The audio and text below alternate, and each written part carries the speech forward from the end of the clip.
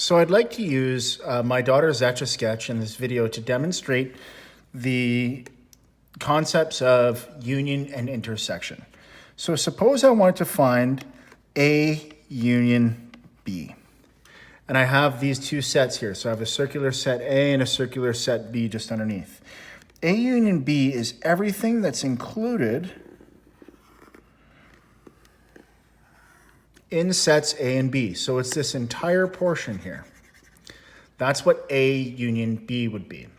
Now, some stuff in A union B is in there because of the fact that it belongs in set B. And some stuff in A union B is in there because it belongs in set A. And some stuff actually belongs in both sets. And the part that belongs in both sets is actually A intersect B. So A union B is all of this inside the outer ring, and A intersect B is the portion inside the inner ring. I'm going to reset here.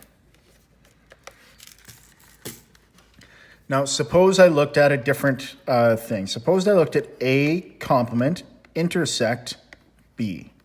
Now, A complement is everything that's not inside of A. So that's all of the elements outside of A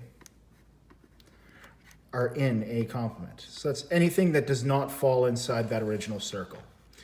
Now, all the stuff that's inside of B is everything that is inside of this circle. So you can see that I have stuff outside the first circle and stuff inside the second circle. And I'm looking for the intersection, things that are covered twice. Well, this point right here is covered by B, but it's not covered by A complement. This point right here is absolutely covered by B, and it's also covered by A complement, so it's accepted. And in fact, the part that is accepted is everything on what I call this crescent.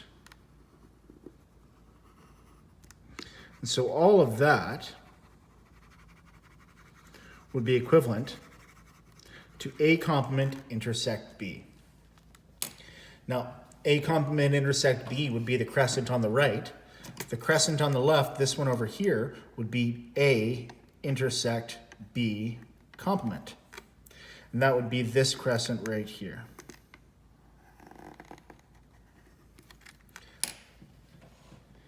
Now, when we talk about this area outside of here, so the area that's not inside this particular circle, and I'll just reset.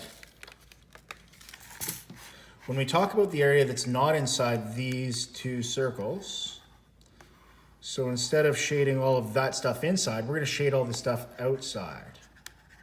We're going to talk about that.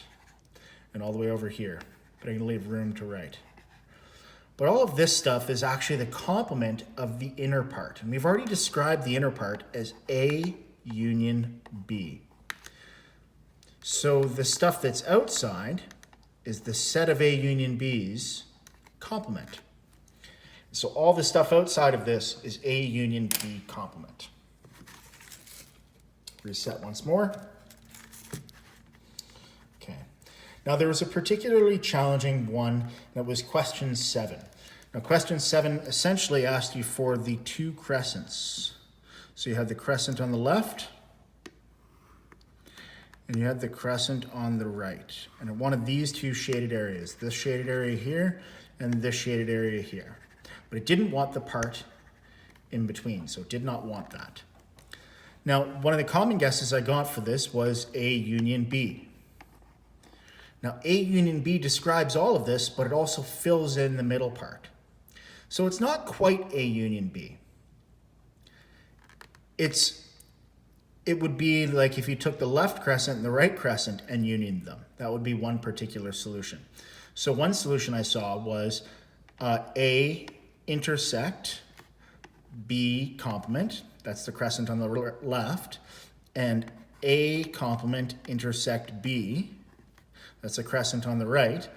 And if we put those two sets together using the union, that would be one solution.